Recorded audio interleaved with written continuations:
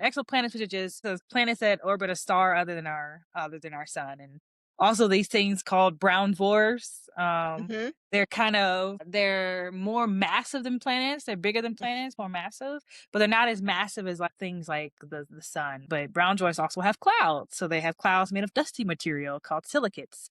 So it's just like Ooh, that would they hurt if you were to ever yeah, land on one. yeah, like if you don't want to be on a storm on a brown dwarf because it's just like molten iron and like dusty sandstorms. So it's just like you do not want to be on a storm on a brown dwarf. Welcome to the Quantum and Beyond podcast, where I make quantum physics personal to you. Today, however, we are focusing on something a little bit more beyond, where I have a special guest with me. And her name is Dr. Caprice Phillips. Now, before we start our amazing conversation where we get into her life, her interests, and not only in physics, but outside, we're going to get a little bit of a rundown of her physics origin story. So, Dr. Caprice Phillips is a Sagan Fellow at the University of California, Santa Cruz, where she works alongside a diverse team of outstanding scientists. Previously, she was advised by renowned researchers G. Wang, Jackie Faherty, and Megan Bedell. She has served as a predoctoral fellow at the Flatiron Institute's Center for Computational Astrophysics and is a former fellow of the LSSTC Data Science Fellowship Program. She has earned her PhD in astronomy from The Ohio State University in June 2025, where she was a PEO scholar and an American Association of University Women Fellow, and so much more, as we'll get into today. Welcome to the Quantum and Beyond community, Dr. Caprice Phillips. Thank you. Yeah, Thanks you're for having welcome. me. Thanks for the lovely introduction. Absolutely. Absolutely. So let's get started just with that traditional question that everybody asks us physicists at all different levels. What made you interested in physics? Okay, so yes, to reiterate, I'm Caprice and my pronouns are she, her, and hers. And so what got me interested in physics? So actually I was interested in like a adjacent subject, astronomy, which is what I study, I think from an early age. And I'm from Arkansas, like as a little backstory, and I would take a lot of trips to my grandparents' house in a place called Hope, Arkansas. And it was very small town, wasn't a lot of light pollution at the time growing up. And I would always be kind of obsessed and looking at like the moon and everything. And like before that, I wanted to be like a cashier at Walmart. And I don't know that or an accountant. I'm from Arkansas, so Walmart's like the bread and butter there. But it was actually my mom that saw that I was interested and kept staring at the moon. And she like encouraged me to like learn more about it because I would just stare at it, on trips to my grandparents' house. But took about an hour and a half to get there, and I would just stare at space basically. And so she actually was the one to encourage me to learn more about it. So she would take me to the library to get like books on like space and astronomy and kind of things like that. But we used to have like direct TV and we'd get like free channels, free TV previews of like the Science Channel and stuff, and she would let me watch like how the universe works and everything. And so like when we had those free weekend previews, so that's how I helped like kind of nurture that interest that she saw in me. And then I went to undergrad for physics and kept going and went on to do astronomy. But all in all, I really have to thank my mom for kind of seeing that that was something that was of interest to me. So yes. That's super cool. It's so interesting because, man, that early exposure makes Yes, such a difference. it does. It's like I don't know what I'd be doing now if she hadn't seen that and got me exposed to that. Like growing up, I didn't really have a lot of people that looked like me doing this, and so I didn't really have a path to follow. It was kind of just like I'm interested in this, and let me just keep going and try to find people that are doing what I'm doing. So, but early exposure, I think, really was key. And someone seeing that I was interested and helping to nurture that is Yeah. also very important as well. Yeah, for sure. For sure. Definitely can completely relate to that. What would you say were the best parts along your journey to becoming an astronomer? Along, like, up until, like, I got my PhD or until I started, like, undergrad or just, like, the whole thing? Maybe let's start with undergrad. Maybe they don't have an idea of what it means to have a PhD, and we'll definitely get into all of that. Mhm. What is even talked about even less is about the undergrad experience, Yes. getting a physics degree.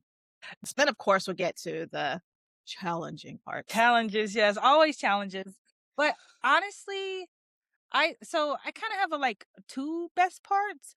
So, just a little backstory, like, I was, like, one of the only women in my program, and then, I was also one of the few Black people in my program, and so I felt a lot of, like, isolation and things when it came to that, and so as a result of that, and I'm also a first generation college student. And so all those things combined led me to seek support and resources. And so I uh, had grown up doing like some trio programs and stuff. And so I realized there was like a student support services part of the trio programs. And what's the TRIO program? Sorry to It's interrupt. like college preparation for like folks who are like low income or first generation college student to help people on their way to college to help people support in college. The McNair Scholars Program is also a part of the TRIO program. Oh, It's a federal funded, yeah, a federal funded, hopefully still no. program to assist people from like disadvantaged backgrounds. So I did stuff like Upward Bound, Talent Search, kind of things like that in grade school. And so there was a student support services run by Trio. And so I would actually go there to that office and I would like do my homework just to like be in community with people. And I actually met someone, his name is like Mr. William Hall, and he was a Black man, and, I got to know him more, and he, had a physics background, and he would help me to understand the material. I just got to, like, know him better and, like, know his story, but, like, that was, like, a source of support, for me because it was, like, he was a friendly face, someone that, like, wanted to see me succeed and everything, so I think that was one of the best parts, and then I went there, and then I learned about the McNair Scholars Program through the TRIO program and like going to student support services and just being there. So I would just go and hang out there and do my physics homework. He taught me how to teach other people physics and everything, like tutoring and stuff. So that was like one of the highlights in the sense of support that I got along like in undergrad, like getting my physics degree. I don't think I would have finished if it wasn't for Mr. Hall and the support of student support services.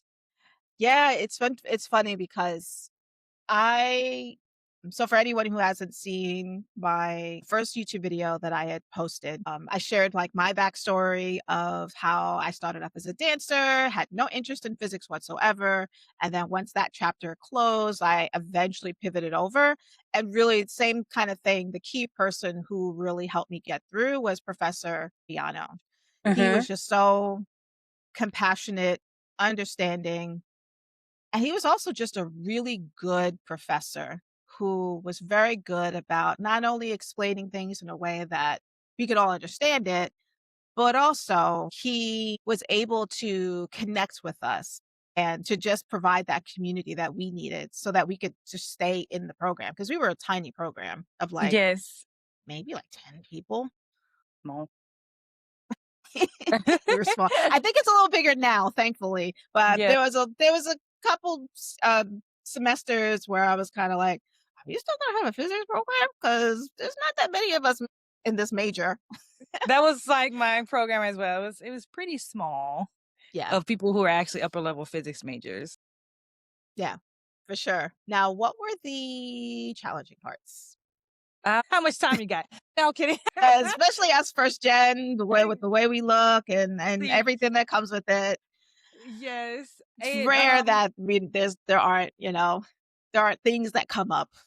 yes, there are always things that came up. Like, I mean, I kind of alluded to it a little bit earlier, but I was one of the few Black students.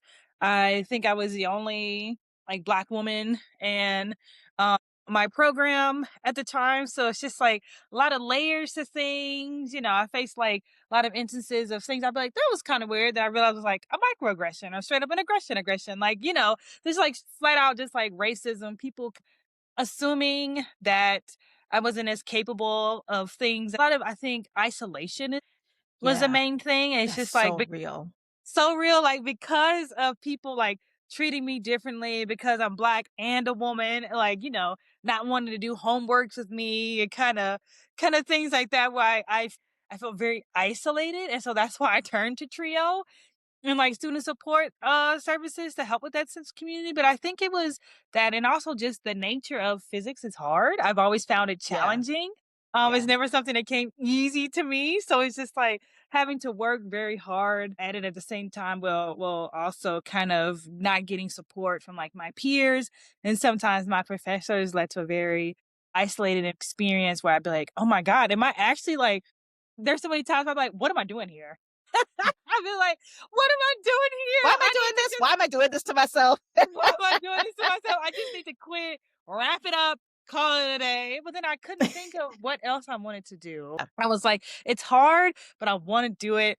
So just those internal feelings of like imposter syndrome, people taking their own limited imaginations of what a physicist looks like and painting that onto me, and the repercussions of all that stuff. It was just it's a lot of stuff kind of mixed in with one, but one thing I am is persistent.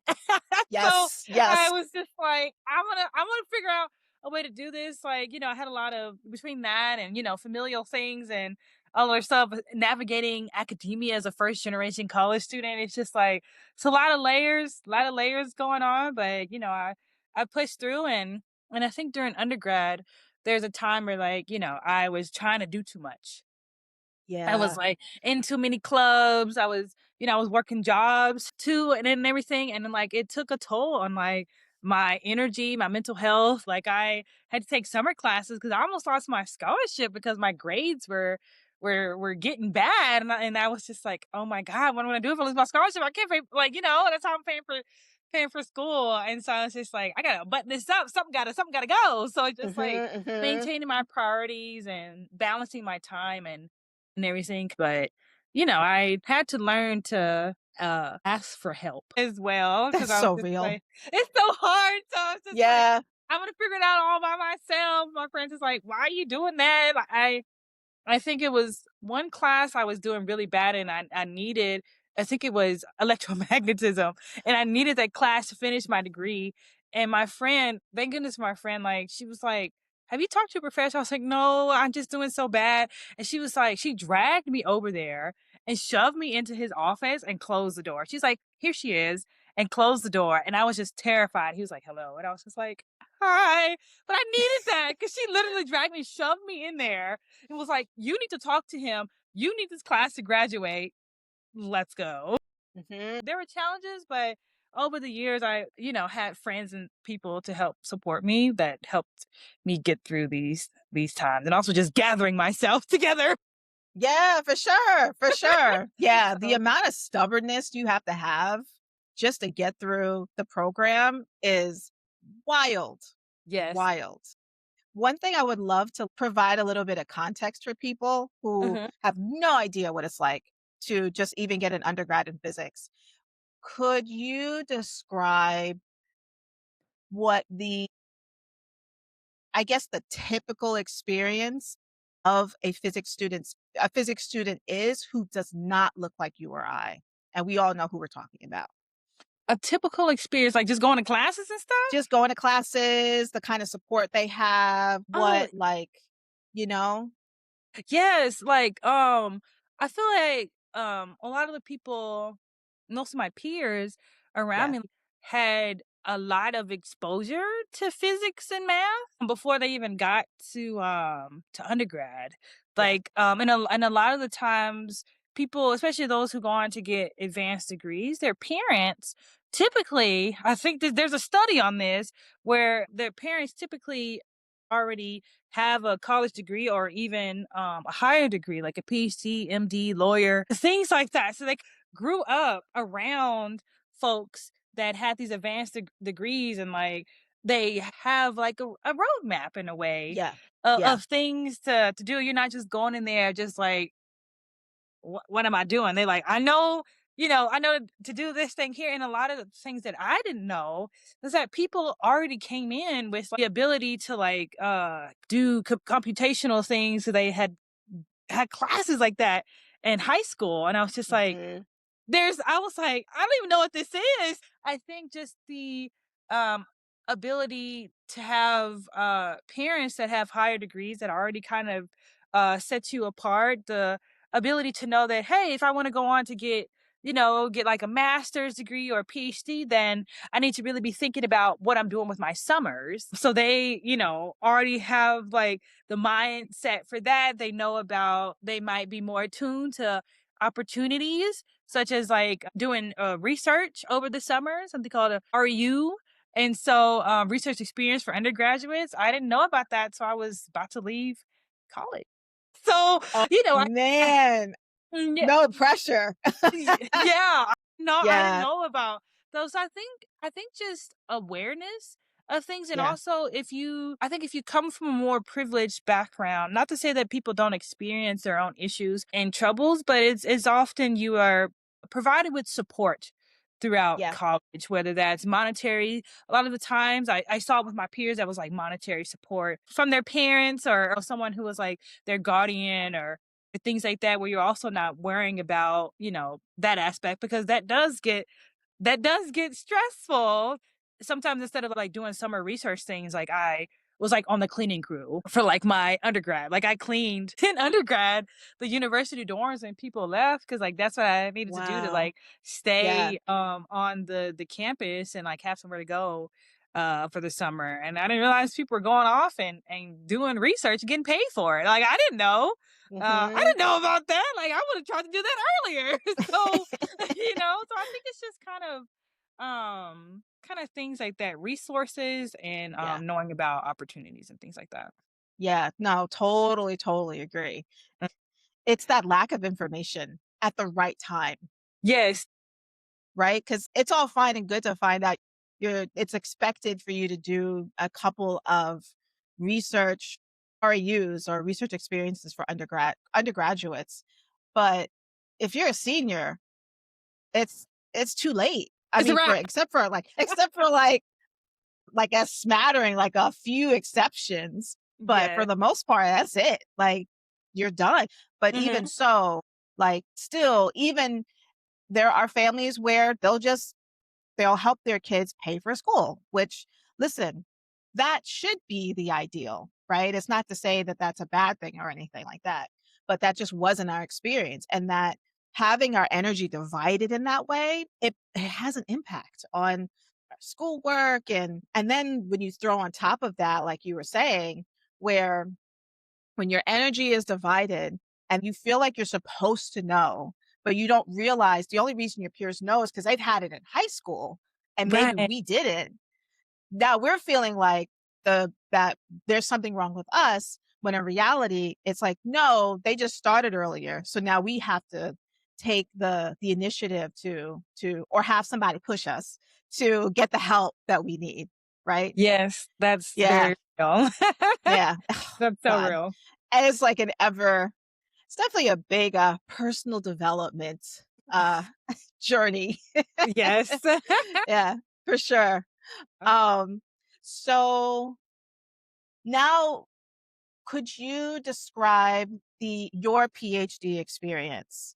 Just to give people an idea, not only of just, like, what it's like to be a PhD student, what are some of the challenges, but also, like, the best parts about it?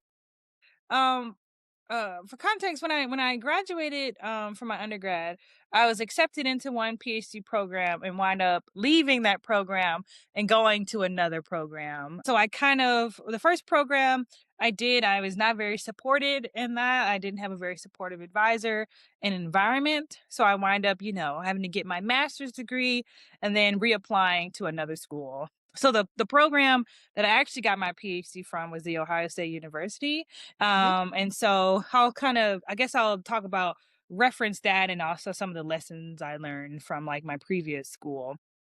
So when you come in, I think each program is a little different, but when you come in to like OSU, for example, like every PhD program you have to take coursework, at least in the United States.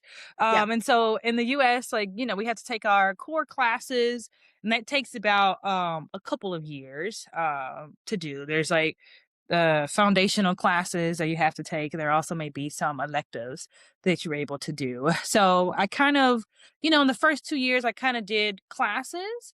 But also OSU, they really want you to get started early on doing a research project. And so what you want to do is like, you kind of go around and like, I guess you're kind of interviewing professors to see like what projects they have available. If they have funds to support a student. If not, you might, being a teaching assistant throughout that time. But if they have funds, and then you'll get paid to do a research project, to work on that research project. And so so I kind of did that, and I wound up landing on someone, and started while I was doing classes also starting to work on my research project. So that's kind of how that went the first kind of couple of years. But because I came from another program, I was like, "Hey, do I have to retake these classes?" And at first they're like, "Yeah, we don't really do that." And I was like, "Well, y'all kind of make up the rules. So like, can you not adjust that?" So I was just, I kind of pushed for a little bit and then left it alone. And then they came back to me after like a year and some change, was like, "Oh, we just like rewrote the handbook. So like we'll just have to audit these classes." And I was like, "Period." So I didn't have to retake the class. I just had to sit in on it and like take notes and things like that. So I was actually able to not have to redo those classes, which freed me up to work more on my research. But also it let me explore getting a graduate certificate in like college and university teaching and learning. So I was actually able to take some like education classes on like college teaching, motivation, things like that, because I wanted to get this certificate. So I did that. Then after like a couple of years of doing classes and stuff, it's mainly just you have to do something called like a qualifying exam, where Yep. you Yep. have to be like assessed on your knowledge thus far. And like at OSU, you have to like present on like your project, the paper that you submitted. So I did that, passed that, and then the rest of the time I was dedicated to like working on other research projects, whether that was with my current advisor or an external advisor. Jackie Faraday also works with Megan Bedell on some things that went in kind of chapters for like my PhD Mhm. thesis. I did research projects with outside people. I was a pre-doc. I was like a visiting scientist at the Center for Computational Astrophysics. But in a nutshell, that's kind of how it worked. And then at the end, you get an exam. Well, it's really supposed to be like a celebration of what you've done. So you present on all the projects and works that you've done over the course of mine 6 years. And then you have like a final oral examination where they can like ask you questions and stuff. And then your doctor. I mean, it sounds very Yeah. simple, but that's just kind of like the core Yeah. of what it what it so yes. Yeah, for sure. Yeah, thank you for that. Because again, just like with undergrad, I don't think most people really have a sense of what it takes to get a PhD, and that there's an impression, even in physics, that it's just this very linear path, Oh, it is and it's not. not. It is not it is It's not at not. all. Yes. Because even if even if all the stars align and you find the right PhD program and you have a great advisor, whatever, the advisor might go on maternity leave or paternity leave. Yes. The advisor might get a new job and move to a completely different state and a completely different university. And Things do so happen.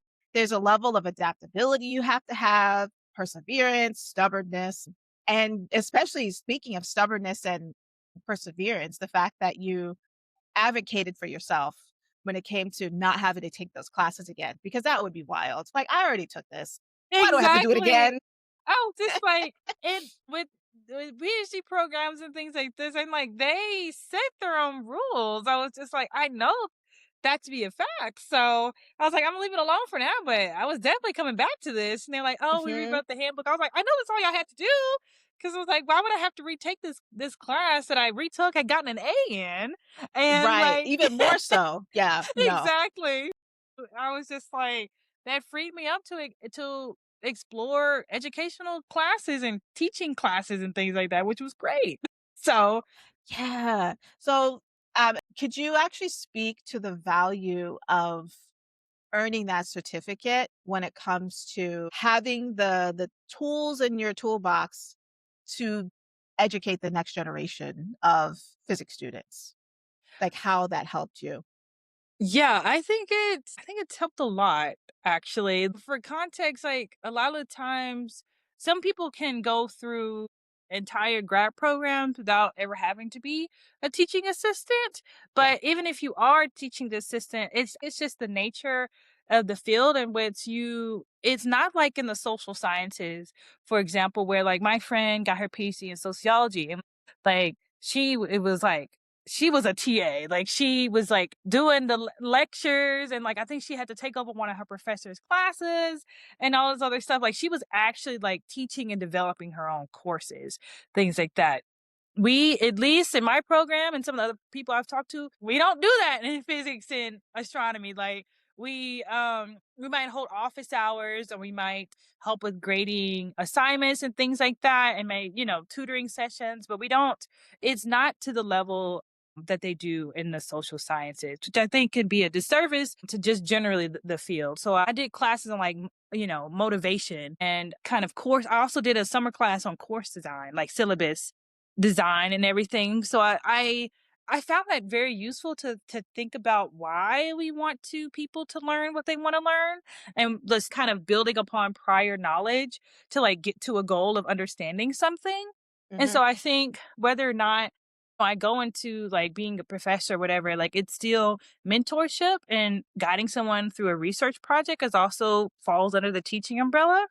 So you can take course design, project design for somebody for a research project.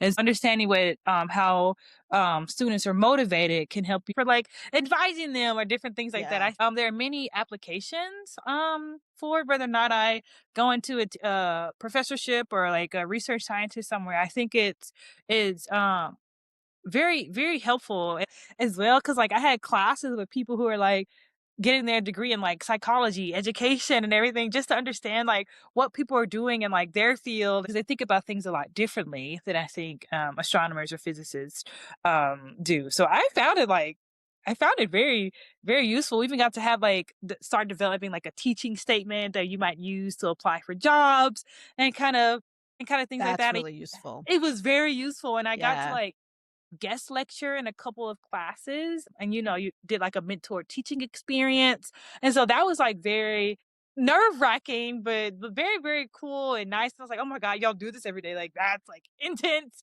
So it's just like but it was like it was a nice thing to do and to have that experience, and I think it is like very applicable whether or not I become a professor or not, have those skills to think about. Yeah, for sure, for sure. Um, because just like you shared, PhD physics students typically don't teach actual classes unless maybe subbing. Does that happen, or do they bring in a professor? They would normally probably bring it up in a professor, like, we're Okay. like, at OSU, like, we weren't allowed to teach any classes, Right, that makes sense. kind of Okay. things like that. If they were sick or something or had to be out, then another professor would take over their classes for Okay. things like that. Right.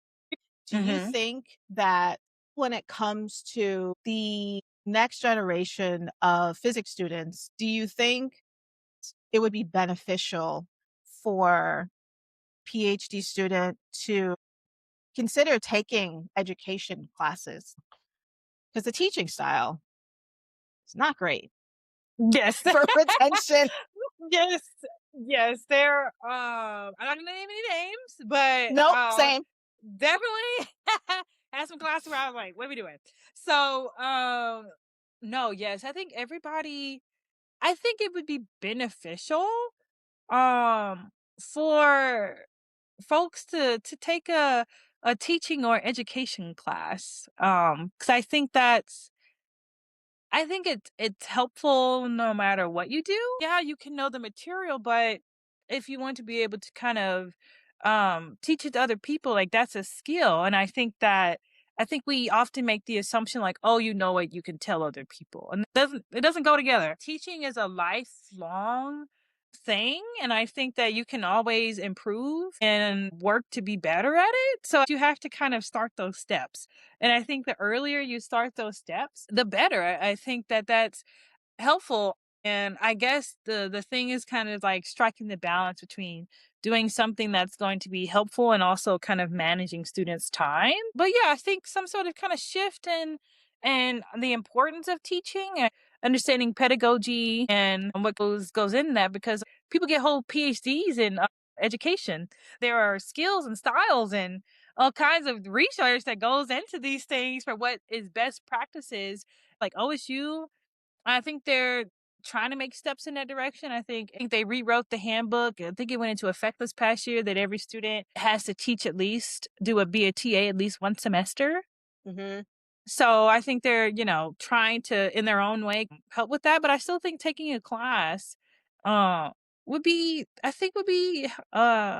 helpful. And I also found it kind of fun. Like, it was Yeah. challenging but fun. It was like, oh, I'm learning about this thing and I'm not just doing physics and math all day. I'm getting practice in writing skills, because they're Yeah. like writing and all sorts of stuff, which I mean we do it in physics and astronomy, but like having to like do kind of non-scientific writing, I think is it can never be a bad thing. So Yeah.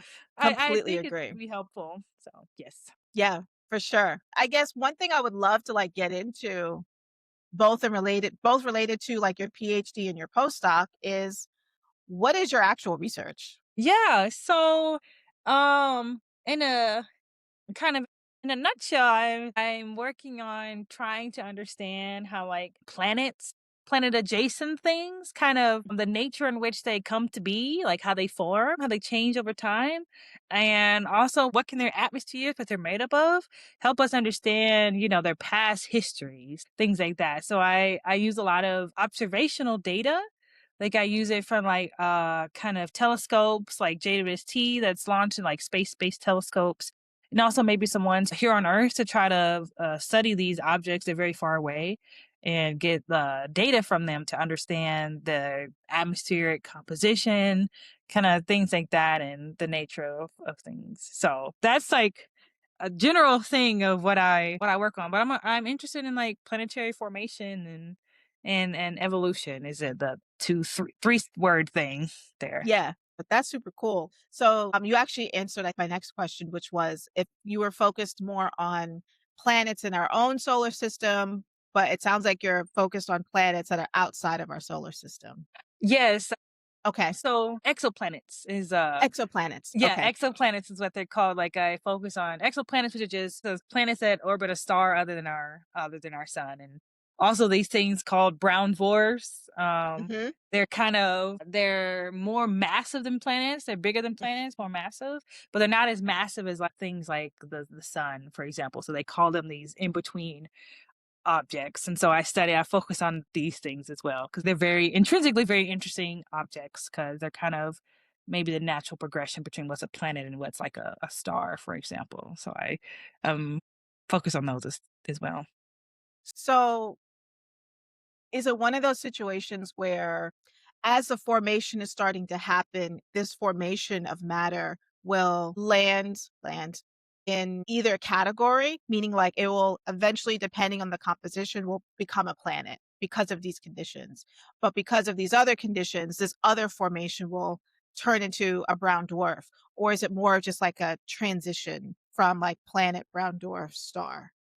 Like how does So that it's in the realm of that. Like, it's kind of like we think about it in sense of like our own solar system, right? So like we have the sun and we have like all these planets kind of going around it. Earth, Jupiter, all eight of them. So it's Mhm, like the sun itself formed in a very, very specific way.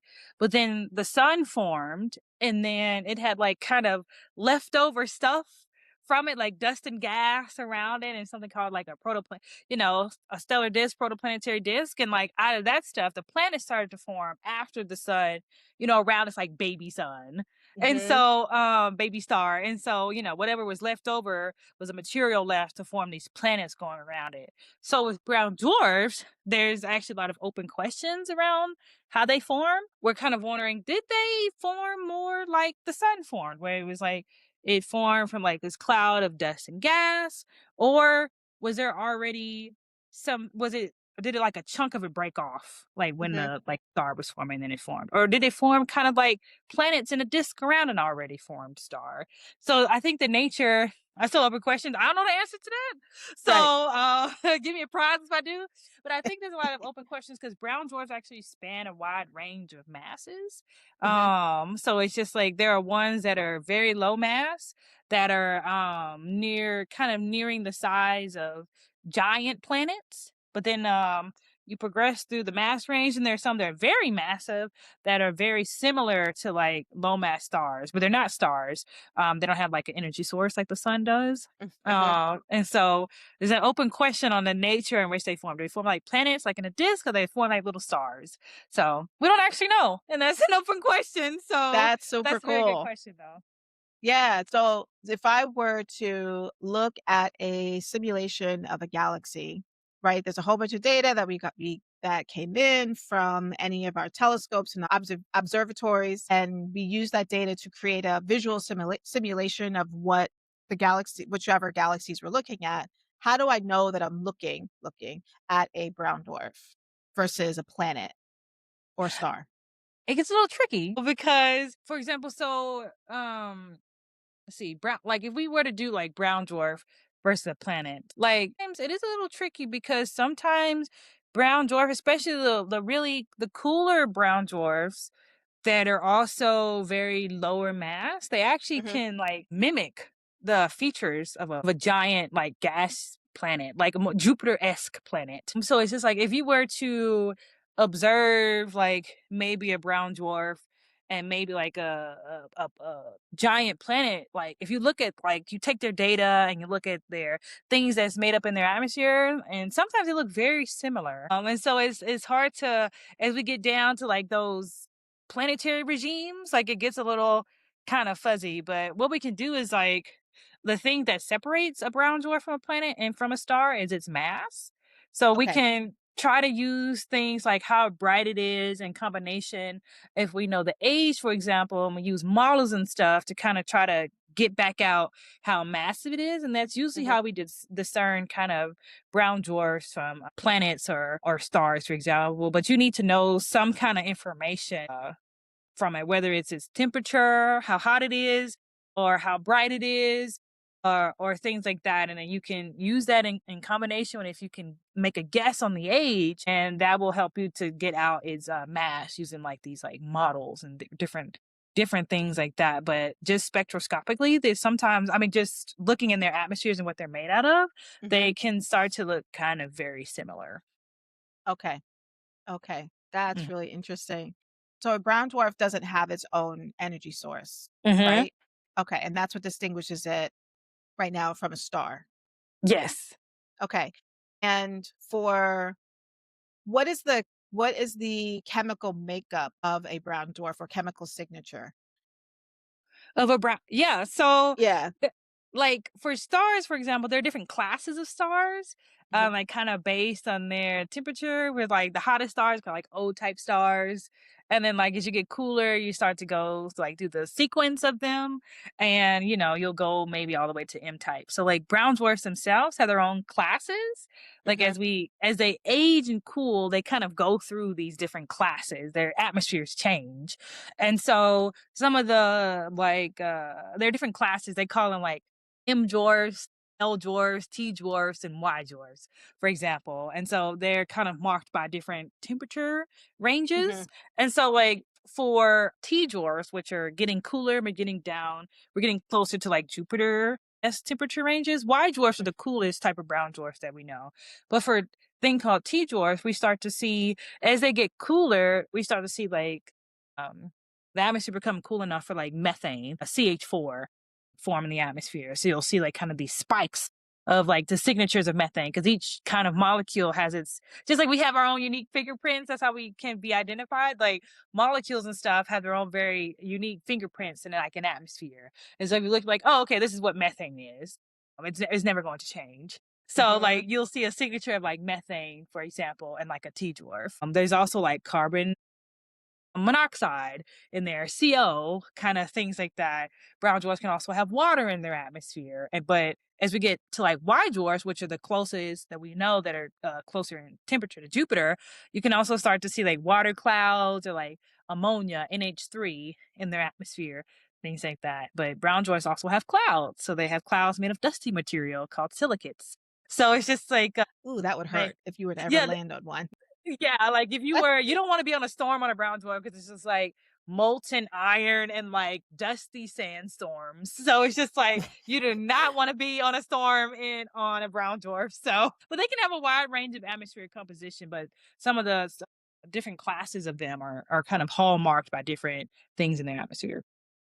Cool. Okay. And so talking about not only different kinds of stars and brown dwarfs and whatnot, I noticed with your dress that you have Yeah. lots of constellations and Yes. whatnot. Yes. So I would love to know, like, in terms of just your life outside of physics and everything, what fuels your cup? What makes you happy? What excites you?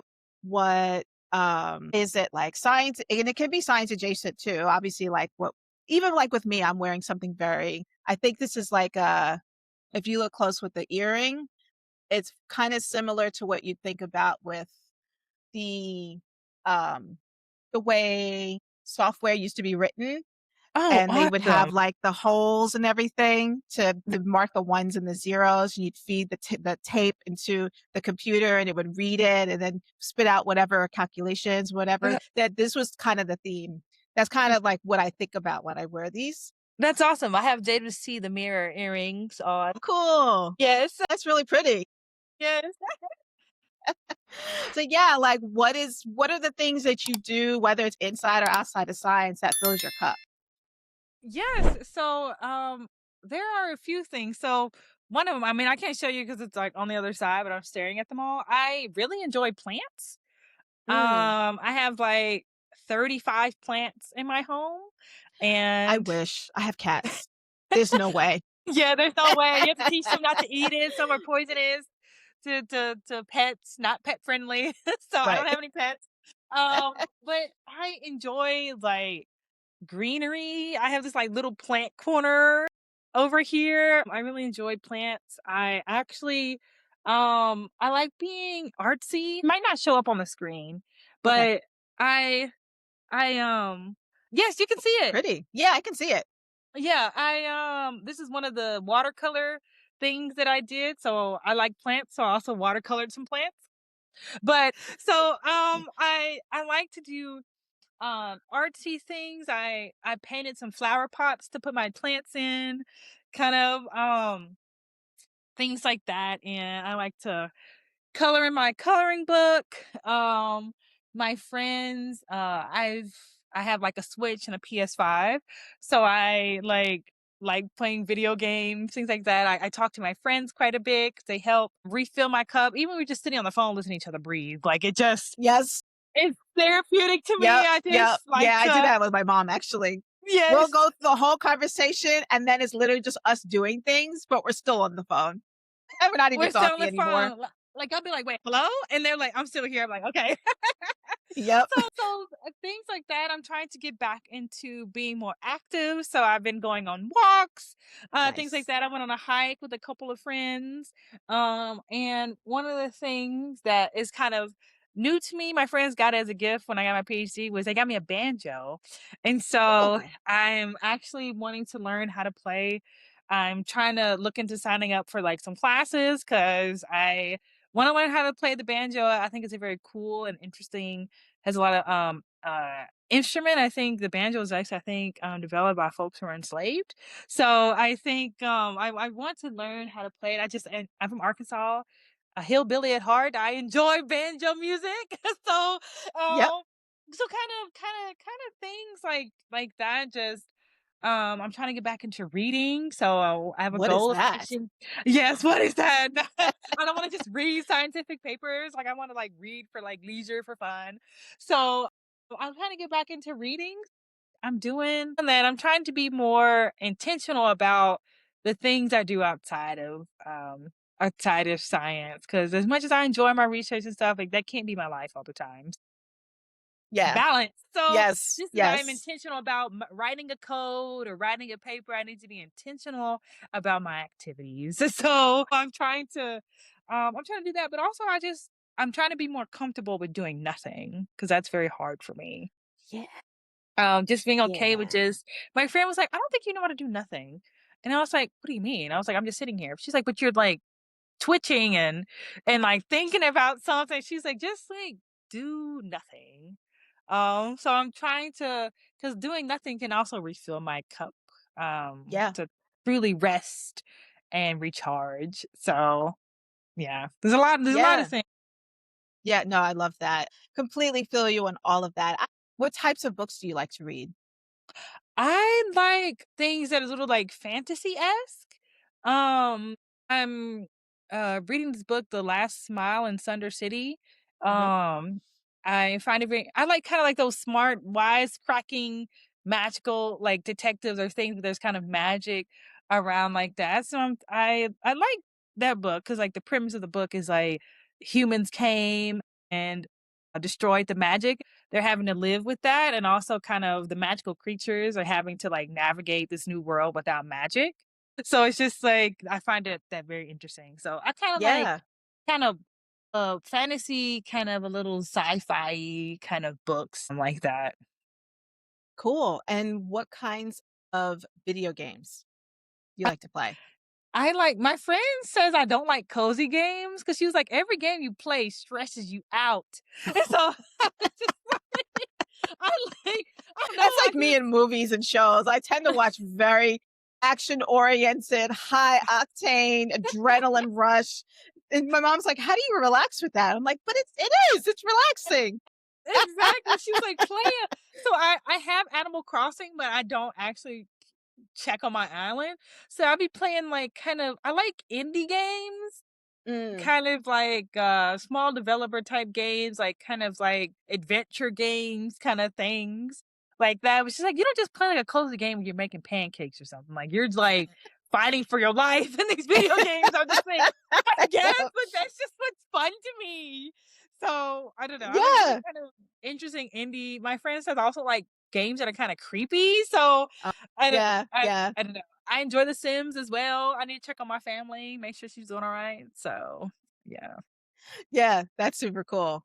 Uh-huh. Cool. And are there any songs on the banjo where you're like, "If I just get to this level of, like, knowing how to play, I would love to play this song or that song."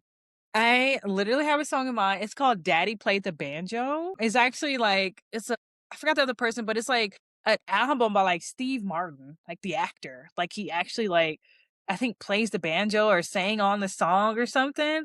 And so it's a song called Daddy Played the Banjo, and, I really wanna learn to play the song.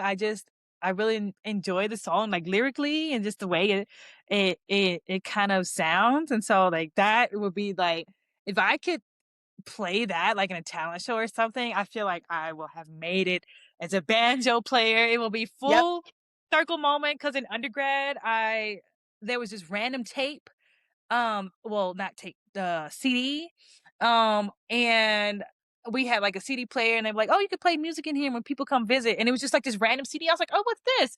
And then I was like listening to the songs and I like fell in love with the song Daddy Played a Banjo from that when I worked in museum. And I'm from Arkansas. It makes sense. So I need Yeah. to my friend was like, you need to learn how to play that song, swinging in a chair and wearing no shoes, and Yes. that will complete the circle just in the grass Yes. or the dirt or something with our Yep. kids and fruits. With your Just plants surrounding you. glance around when he just playing the banjo with that Yep. song. I want to learn how to play it so bad, so bad. So I'm Yeah. looking into lessons. Cool, that's awesome. Yeah, for me, this will probably be because my mom's probably gonna watch this. This Hmm. will probably be a surprise for her, but Hi. so I already right? So I already know how to play the violin, but what Oh, I really wanna learn how to play is the cello. oh, those are beautiful instruments. Oh, and the only reason I chose the violin when I was a kid was because my uncle plays the cello, and so I Yeah. didn't wanna play what he played, 'cause I knew I would be compared to him, Yes. and you know, the whole, "I want my own identity," whatever, whatever. Yeah, Years it'd be like later, that. I'm like, "I should have picked the cello. What were you thinking?" Yes, but the violin is such a beautiful It is. string No, instruments are it just definitely is. lovely. Yeah, and so, like, yeah, it's a similar thing where I'm like, "How can I, like, get my hands on a cello?" I Because I know, like, the library, they do a thing where you could check out instruments, but then I'd Yes. have to find a practice room, but I feel the same way. I feel the Yeah. same way with, like, learning a new instrument and whatnot and everything. Um That's amazing you play the violin. I didn't know that about you. Yeah, yeah, no, it was a lot of fun. My favorite is, chamber music. I don't know Mm. if you know what that is. So, most people know, like, an orchestra, lots and lots of Yes. violin, violas, cellos, basses. It's just a miniature version of that. There's usually, Yeah. like, one violinist, maybe one violist, one cellist. Sometimes there's a bassist, but not always. It's usually just, like, 3 or 4 people, and it is beautiful, like I that classic, like, Baroque music. Think of, like, Handel or, Mozart. They both did a lot of chamber music. They give, like, those period pieces. Um, uh, whatchamacallit that's coming out soon? It'll come to me. Hold on. It is Bridgerton. yes. That's chamber music. Oh, wow. That's Yes. awesome. Do you own a Yeah. violin still? I still have my violin from, like, 20 years ago. Ye I still you have it. I have brought that thing with me. Every move in this city. Yes. you Yeah. know, if, a small plug here, like, I mean, maybe we'll have time to talk about this, but I do a lot of stuff with this group called, like, Black In Astro, Mhm. and every year we have an astro art competition, like, even if you, like, perform a piece that's, like, got something to do with space or astronomy or even has the moon in it or something, then you could, enter in the competition to win, like, a art piece, um, Oh, that's a from really good somebody, idea. and you could totally do that because astro art is not just, you know, physical media, so it's just like it be an sound piece, so you should keep that in mind. Yeah, and actually, that's a great segue into Black and Astro. Oh, Yes. yeah. Sorry. Please.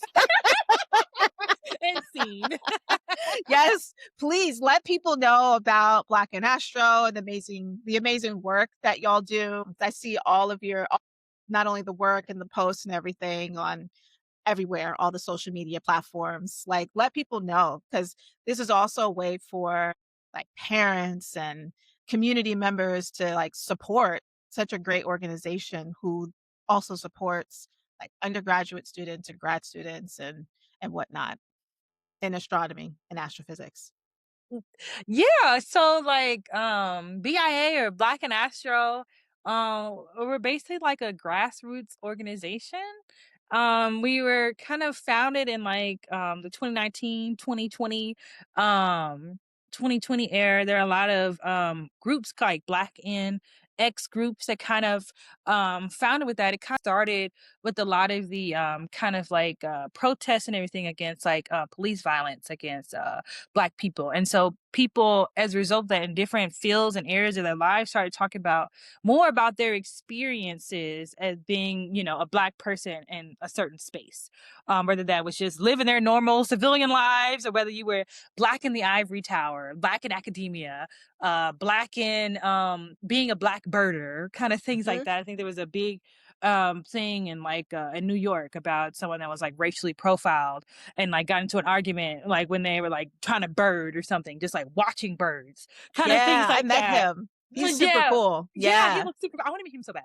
So, but yeah, so one of the things that kind of developed from that was like Ashley Lindelia Walker, you know, came up with the hashtag like Black and Astro, and then I kind of was like, hey, if you ever need any help with this, like let me know. And we started kind of working together on it, and kind of just, you know, we started bringing people in to like have this mission to just like basically I think like support, celebrate, and amplify Black people in space related fields. It's like for context, I think there's like less than 50 Black women who have the PhD in astronomy in the United States ever.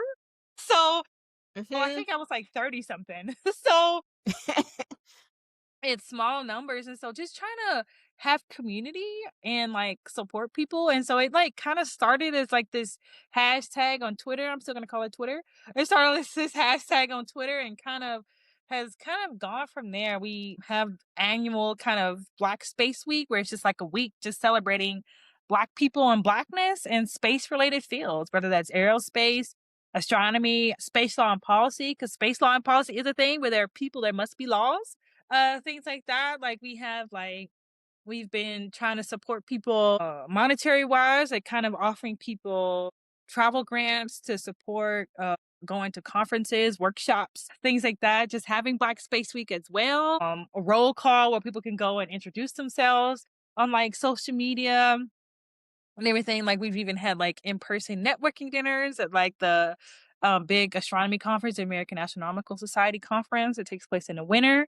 Kind of just general things like that. You know, really trying to make connections and engage with people. One of the things I was really proud of last year, like we actually had a series in like the Juneteenth edition, like Nature Astronomy, like where we had like Black in stellar astrophysics, Black in galaxy astrophysics, where we like brought together people from like the US and some researchers from the African Astronomical Society to Mhm. like talk about the research that they do. Because at the end of the day, like we're still researchers and all this other Right. stuff, along with like why they got into astronomy.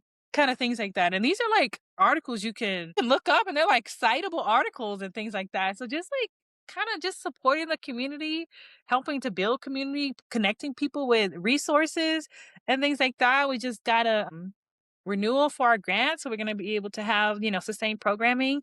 Yeah, I'm super excited for the next three Yeah. years, and also try to develop like continue to have like outreach grants. I mean travel grants, but also try to develop outreach grants where we can grant people money to be able to. They have an idea for an outreach project because we can't do everything. I can't do everything. Right. So Right. it's just like giving people the resource to be able to go out and do a local outreach program in their community or online or something like that if they need money for supplies or things like that. So really kind of just supporting people in ways that we can. Yeah. Cool. Cool. How can people like it within my community can support the work that Black and Astro does? And also you can name any other organizations that my community should like think about helping to support because especially in the sad funding cuts that are Mhm. happening in the scientific community, which Mhm. and physics is no exception to any of this at At all. all. It really, as we have said throughout this entire show, that community is super important to Mhm. helping students to just get through the degree, succeed in the degree, and Mhm. even consider going to grad school and even consider becoming a professor and or even working in industry as a researcher, because as you said, there ain't that many of us. Mhm. There are But not that many of us. exactly. So what can people do who are like science enthusiasts? What kind of support can they give? I think one of the things I think just like one of the things that I always found helpful is just like checking out the things that we're doing, like just like engaging with us like during like Black Space Week. For example, kind of what we try to do is like at least for Black and Astro is like when we have events like panels and things like that. We've had panels on like folks that work on instrumentation, building things for telescopes and all sort of stuff. Like all that stuff we try to upload to our YouTube. Like we have a YouTube channel, Black and Astro. So you could go I'll and like definitely share that. yeah, well, you can go and, like, watch the stuff for free and, like, just kind of, like, engaging and participating in events and things like that, and just, like, be like, "Oh, if this necessarily doesn't apply to me," like, telling other people about it that you think may be helpful in that manner. We also have a listserv, like, you can sign up for the listserv to, like, stay up to date on events and things like that. But I think really folks, I think just supporting and showing up to events. I think just organizations always need monetary support because the things that like this is a lot of times like we don't get paid for these things. Like we just Right.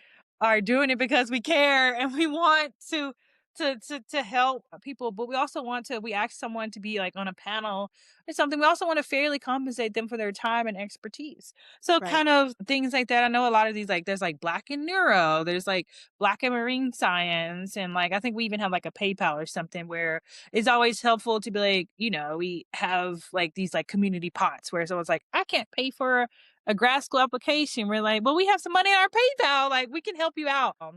Because to give context, how much are these grad school applications? Oh, they're like, aren't they like $60? I think that's being 64. generous. I think that is. I think I've they heard higher. higher. I think I've seen like 80 or something. Yeah, Like they yeah, can get pretty steep, and like kind of the name of the game is that you need to apply to a bunch of places. right. It's a numbers game basically at this Yeah, point. So it's yeah, just like, that's a lot of money. If you mhm, do 10 at 50, that's like $500. So it's just like, and no guarantee that you're gonna get in. and you don't get that money back. You don't So get that money back. That you is don't get that money non-refundable. back. That's just going into the ether. You know what I'm saying? So I think just like do because like we've had people come to us like, oh, I need to pay this due to be able to like go to this conference, or do y'all have any wait, so like, if we have money that we're like people have gifted us in like our PayPal account, then like we'll like give that out to people to like support them, because like that's what we're trying to do, because it's out here. It's like people have children, they have other things that we're just like, I can't shell out $200 for this, and if we're able to help people, then we will. So it's just like kind of, I think things like different things like that. But I know there are more kind of like bigger organizations that also do things like NSPP, and it's always helpful to like make like a donation or anything to like their org. But a lot of the times there are multiple ways that you can help, even if it's just watching a YouTube video Yeah, and learning about or reading something that we're doing to just be more self-aware of things that's going on. We try to make things as accessible as we can with the funds that we have. So yes. yeah, awesome. Hmm. Well, thank you. This Yes. Dr. Caprice Phillips. Thank you. Thank you for being my inaugural guest on my podcast. I Thank you am for sharing your honored. story. Thank you for sharing, your gems with everyone, the resources that are available. It's been an honor and a pleasure. Thanks. It's an honor and a pleasure for me. I learned new things about you. I always thought you were a cool and very interesting person, and you're now cooler and more interesting. I've learned things about you as well, so I was very happy to be here. Thank you so much. Thank you. And with that, everyone, go be quantum.